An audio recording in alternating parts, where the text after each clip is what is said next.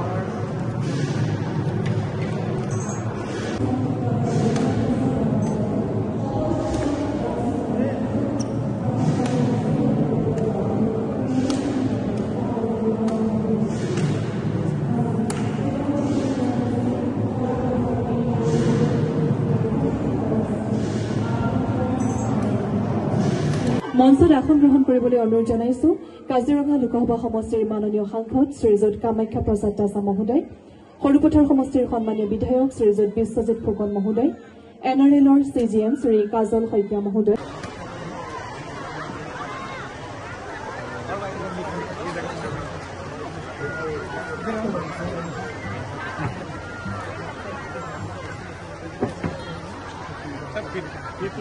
এতিয়া আমি মঞ্চত আসন গ্ৰহণৰ বাবে অনুৰোধ জনাইছো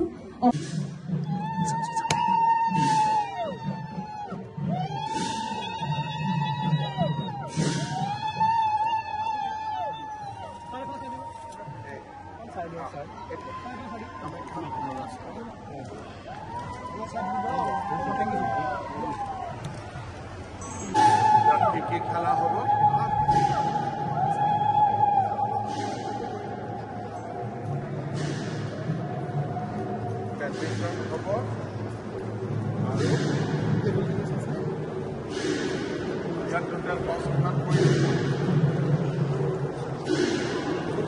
जीवनটো শৃঙ্খলাবদ্ধ হয় জীবনত আমি নিয়মানুবৰ্তিতা থাকো আজিকালি আপোনালোকে দেখিছে যে যেতিয়াই লৰা ছোৱালীয়ে খেলা ধূলা নকৰে নাচ গানৰ লগত জড়িত নাথাকে টকা ব্যয় কৰা হ'ব সৰু পথাৰত ৰাজ্য চৰকাৰৰ দ্বাৰা ইতিমধ্যে লভলীনা বৰগোহাঁই ক্ৰীড়া প্ৰকল্পৰ নিৰ্মাণৰ কাম দ্ৰুত গতিত চলি আছে এক্সাৰচাইজ কৰিব দৌৰিব তেওঁলোকৰ জীৱনটো নিৰোগী হ'ব যেতিয়া আমি খেল ধেমালিৰ বাবে আগবাঢ়ি আহোঁ তেতিয়া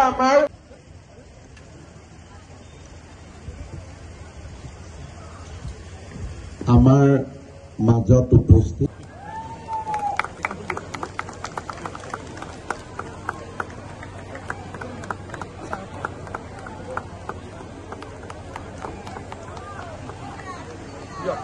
মাননীয় মুখ্যমন্ত্ৰী মহোদয়লৈ আমি আন্তৰিক ধন্যবাদ জ্ঞাপন কৰিছো আৰু আসন গ্ৰহণ কৰিবলৈ অনুৰোধ জনাইছো ইয়াৰ পাছতে আমি সৰু পথাৰত এই যি ক্ৰীড়াৰ পৰিৱেশ সেই পৰিৱেশক আগুৱাই লৈ গৈ আজি সৰু পথাৰত নতুনকৈ এটা ইনডোৰ ষ্টেডিয়ামৰ নিৰ্মাণ হ'ল আৰু আজিয়েই সৰু পথাৰত নতুনকৈ সুইমিং পুল এটা নিৰ্মাণৰো কাম আজিৰে পৰা আৰম্ভ হ'ব সৰু পথাৰ ইনডোৰ ষ্টেডিয়ামখন নিৰ্মাণৰ কাৰণে 2 কোটি টকা ব্যয় কৰা হৈছিল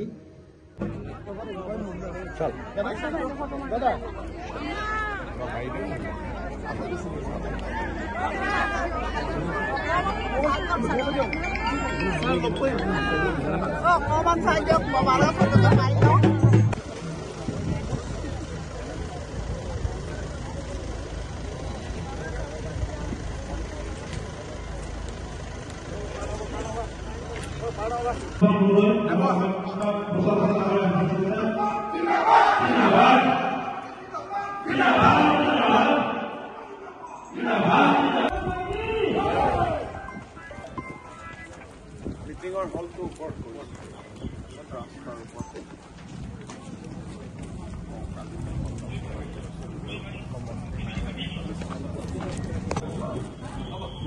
Thank you.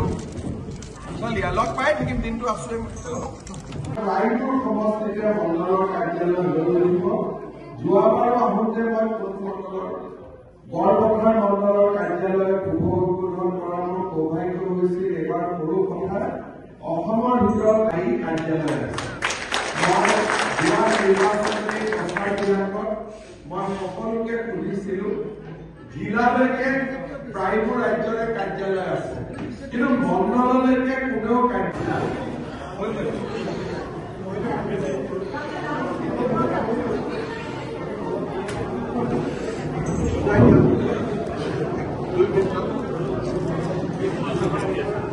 মই প্ৰথমতে আমাৰ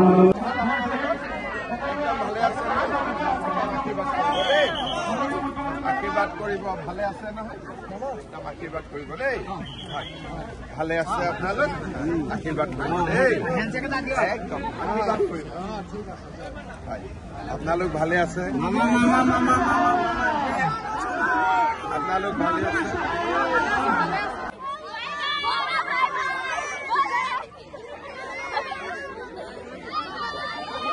আৰু আমাৰ সকলো বিষয়া কৰ্মচাৰীক বহুত বহুত অভিনন্দন জনাইছো সাধাৰণতে আমাৰ অসমত এটা অভিযোগ পোৱা যায় যে MG এনৰেগা আঁচনিত দুৰ্নীতি হয় আৰু ভাল লক্ষণীয় স্কিম আমি দেখা নাপাওঁ তাৰ পৰিৱৰ্তে গোলাঘাট ভালে আছে ভালে আছে আপোনালোক ভালে আছে একদম ভালে আছে তো সব ভাল খবৰ কি খবৰ মা সাংসদ কামাখ্যা প্ৰসাদ ডাঙৰীয়া আছে তেখেতকো আদৰণি জনাইছো আমি বেছি দীঘলীয়া বক্তব্য ৰাখিব বিচৰা নাই মাননীয় মুখ্যমন্ত্ৰী মহোদয়ে আজি এইখন MG এনৰেগা আঁচনিৰ অধীনত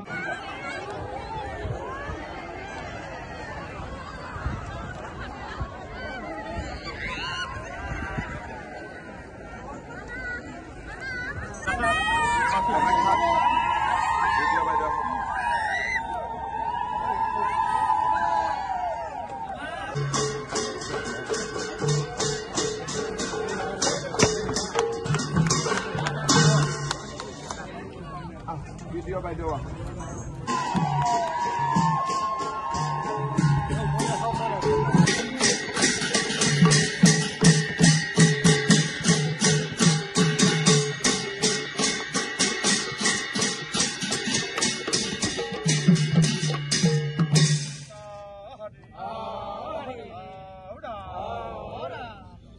আছো আপোনালোকক লগ পাই থাকিম বহুত বহুত ধন্যবাদ জয় হিন্দ বন্দে মাতৰম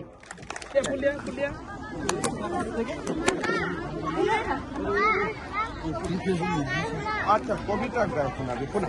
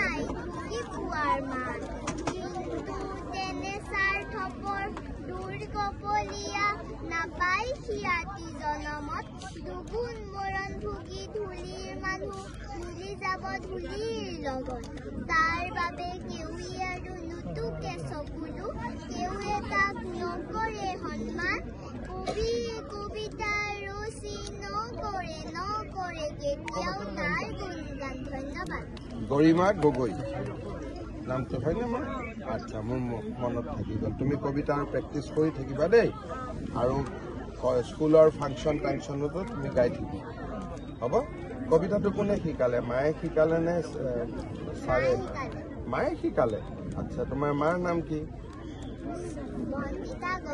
বন্দিতা গগৈ ঠিক আছে মাকো ক'বা দেই মই মাক ভাল পাইছোঁ বুলি হা আৰু তোমাক আৰু স্কুলত কিন্তু পঢ়িও থাকিবা তোমাৰ নাম মা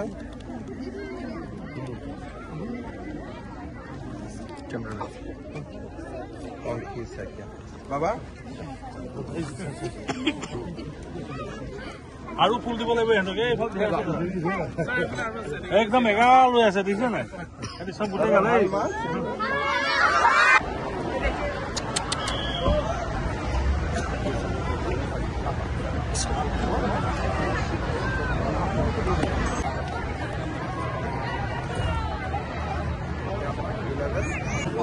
অলপ পিছত আনা কেমেৰাটো অলপ পিছত আগত না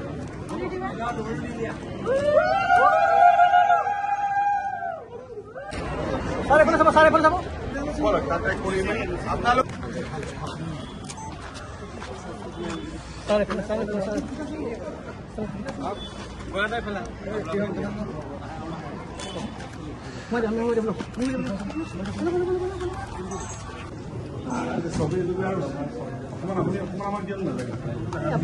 জেগা দিয়ক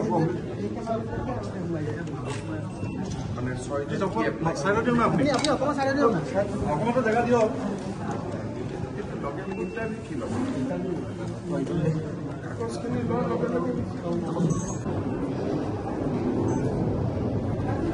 कितना ऑक्सीजन प्रोड्यूस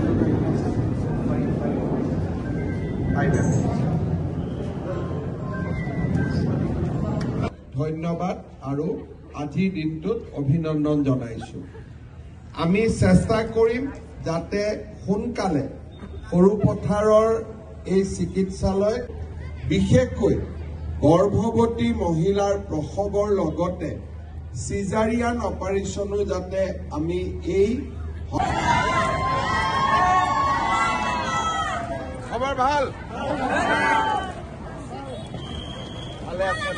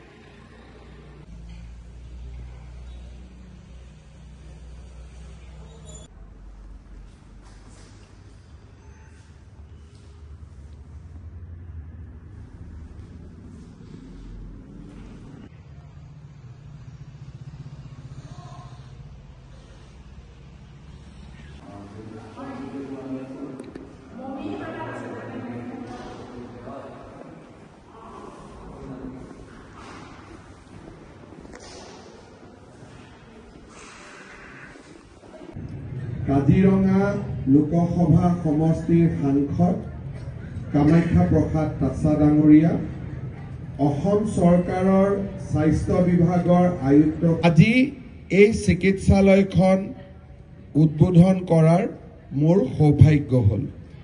ইয়াৰ লগতে নুমলীগড় ৰিফাইনেৰী লিমিটেডে আমাক CSR ফাণ্ডত আগবঢ়োৱা অক্সিজেন প্লাণ্ট এটাৰো সৰুপথাৰ সমষ্টিত দিনজোৰা কাৰ্যসূচীৰে মোৰ অহাৰ সৌভাগ্য হৈছিলে।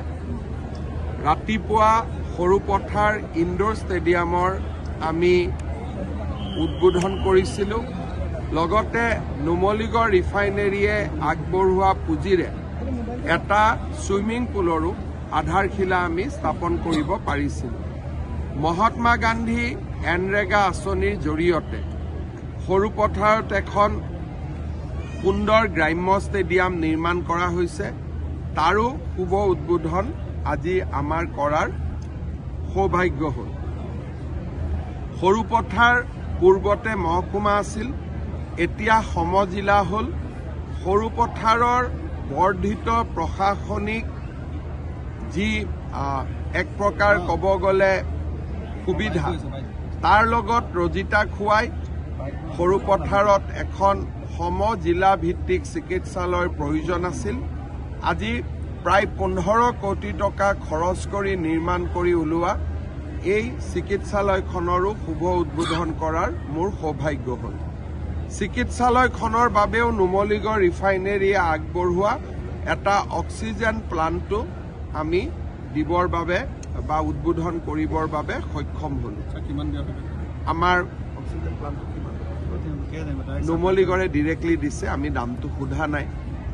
ভৱিষ্যতে এই চিকিৎসালয়ত পেয়িং কেবিন আদিৰ প্ৰয়োজন হ'ব, তাৰ বাবেও আমি যিমান পাৰোঁ আমি সোনকালে পেয়িং কেবিনখিনিও কৰি দিবৰ বাবে চেষ্টা কৰিম। सर, वर्तमान जो बांग्लादेश में जो हालत है हिंदू का, तो क्या कहेंगे आप? देखिए, ये चिंतनीय विषय है। आज भी भारत का वैदेशिक सचिव ढाका में गए हैं। हमारा विश्वास है कि प्रधानमंत्री नरेंद्र मोदी जी का नेतृत्व में भारत को जो डिप्लोमेटिक रोड है, जो कूटनैतिक रास्ता है, उस रास्ता से अच्छा पहल करेगा और हमारे हिंदू समाज को सुरक्षित करेगा। सर, जिस देश में मतलब शांति नोबेल बेटा जिसको मिला है मोहम्मद इनीस, देखिए उनको अवार्ड है वो घुमाने के लिए बात कर रहे हैं। ये सारे टिप्पणी हमारे एक्सटर्नल अफेयर्स मिनिस्ट्री ही करते हैं, इसलिए हम लोग स्टेट गवर्नमेंट हूँ और स्टेट गवर्नमेंट विदेश का ऊपर टिप्पणी नहीं करते हैं। ये हमारे प्रधानमंत्री जी वैदेशिक मंत्री ही करते हैं। लेकिन जो बांग्लादेश में हिंदू समाज का ऊपर जो अत्याचार हो रहा है, उत्पीड़न हो रहा है, इससे हम लोग काफ़ी आहत है और हम लोग बहुत दुखी हूँ। मेरा मानना है कि कुछ ना कुछ रास्ता जरूर निकालेगा, हमारे हिंदू समाज सुरक्षित होगा। बांग्लादेश चली थका बर्बर अत्याचारे आमाक बेदनासिक्त करि तुलिसे। এখন ইছলামিক ৰাষ্ট্ৰত সংখ্যালঘু হিন্দু সমাজক কি ধৰণে নিৰ্মম অত্যাচাৰ চলোৱা হৈছে তাক প্ৰত্যক্ষ কৰি আমাৰ সকলোৰে চকু মেল খাইছে। আগতে পাকিস্তানত অত্যাচাৰ হৈছিলে, এতিয়া বাংলাদেশত অত্যাচাৰ হৈছে। ই এটা কথা স্পষ্টভাৱে প্ৰমাণ কৰিছে যে যি দেশ ধৰ্মীয় গোড়ামী ভিত্তিত নিৰ্মাণ হয় বা যি দেশৰ জনসাধাৰণে ধৰ্মৰ নামত অত্যন্ত গোড়ামী কৰিবলৈ আৰম্ভ কৰে, সেই সমাজে সংখ্যালঘু লোকসকলক নিৰাপত্তা দিব নোৱাৰে। আজি আমাৰ ভাৰতে ধৰ্মনিৰপেক্ষতাৰ উত্তম নিদৰ্শন দাঙি ধৰিছে। মই আশা কৰোঁ যে পাকিস্তান, বাংলাদেশৰ দৰে দেশসমূহে ভাৰতৰ পৰা শিকিব আৰু আমাৰ দেশৰ ভিতৰত যিসকল ব্যক্তি আছে, যিসকলে পাকিস্তান বা পাকিস্তানৰ ক্ৰিকেট দল আদি জিকিলে আনন্দ প্ৰকাশ কৰে, তেওঁলোককো মই অনুৰোধ কৰিম যে আপোনালোকে চাওক যে বাংলাদেশ পাকিস্তানৰ দৰে ৰাষ্ট্ৰই আমাৰ সমাজক সুৰক্ষিত দিব নোৱাৰে। তেওঁলোকক অন্ধ অনুকৰণ আমি বন্ধ কৰিব লাগে আৰু আমি আমাৰ সমাজখন সুৰক্ষিত কৰিব লাগে। ঠিক আছে।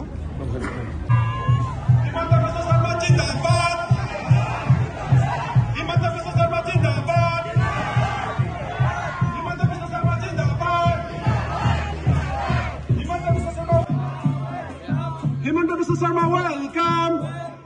Himanta Biswa Sarma, welcome.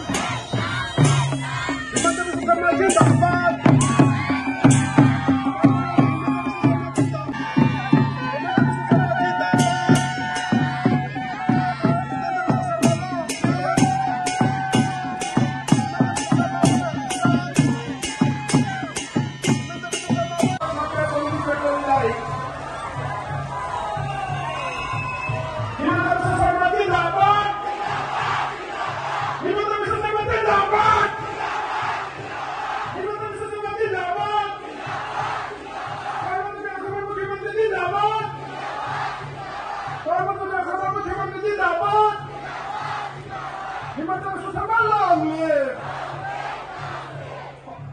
Apa kami?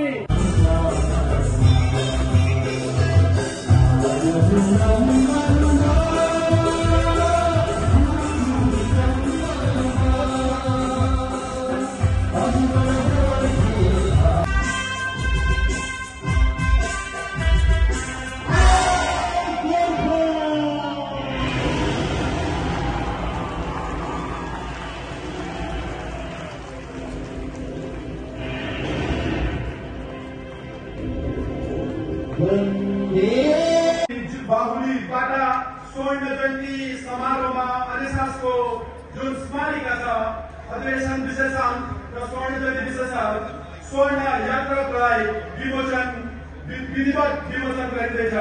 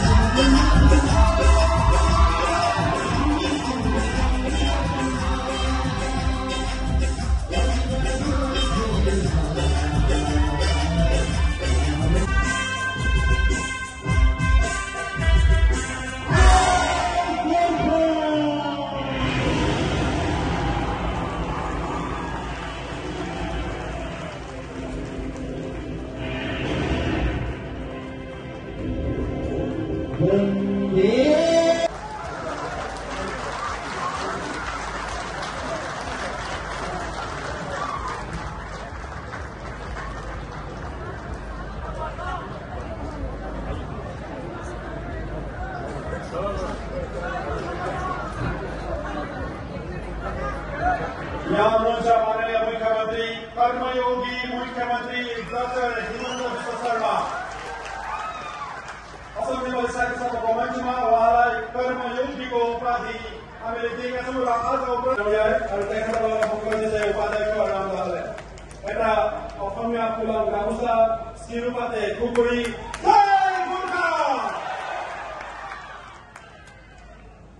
আৰু তেখেতে জ্ঞাপন পত্ৰ মুখ্যমন্ত্ৰীলৈ দুৰ্ঘটনা ডেভেলপমেণ্ট কাউন্সিল হয় জ্ঞাপন কৰিছে। ইয়াৰ পাছতে অসম নেপালী সাহিত্য সভাই এতিয়া আন্তঃৰাষ্ট্ৰীয় পুৰস্কাৰ ৰাষ্ট্ৰীয় আৰু আন্তঃৰাষ্ট্ৰীয় পুৰস্কাৰ দিয়া হ'ব। সাহিত্যিক ডক্টৰ জেডি নিৰ্মললৈ যাচিব। তাৰ পাছতে অসম নেপালী সাহিত্য সভাৰ কৰ্ণা বাহাদুৰ জেটলী স্মৃতি ৰাষ্ট্ৰীয় পুৰস্কাৰ লাভ কৰিছে অসম নেপালী সাহিত্য সভাৰ প্ৰাক্তন অধ্যক্ষ অসম মুখ্যমন্ত্ৰী হিমন্ত বিশ্ব শৰ্মাদেও।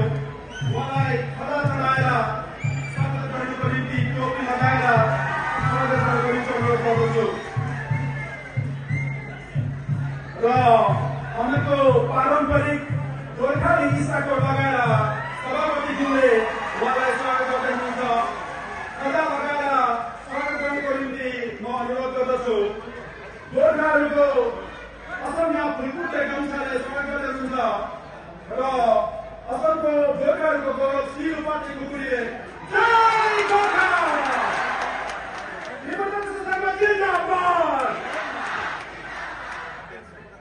यसपछि स्वागत कार्यक्रमको तर्फबाट स्वागत स्मृति चिन्ह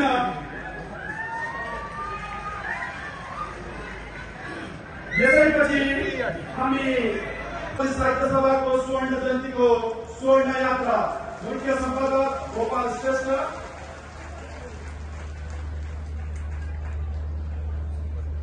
ইয়াৰ লগে লগে আমি এতিয়া অসমলৈ অসম আৰু দেশমাতৃক গৌৰৱান্বিত কৰা সাহস আৰু ত্যাগৰ অমৰ প্ৰতীক 42ৰ আন্দোলনত শ্বহীদ কুশল কোঁৱৰৰ প্ৰতিও মই মোৰ গভীৰ শ্ৰদ্ধাঞ্জলি নিবেদন কৰিছো।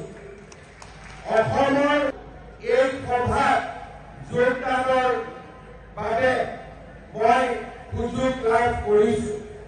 অসমৰ গোৰ্খাসকলে অসম প্ৰসাৰ কৰি সমন্বয়ৰ নতুন সাঁকো গঢ়ি বৃহত্তৰ অসমীয়া সমাজখন সমৃদ্ধ কৰি আহিছে।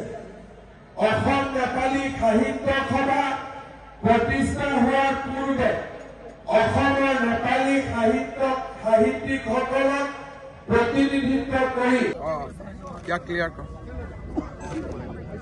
नाम कोड लिखा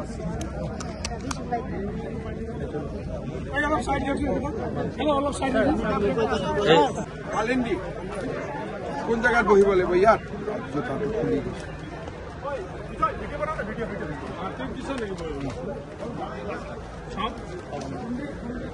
গুন্দ্রি দিয়া হয়েছে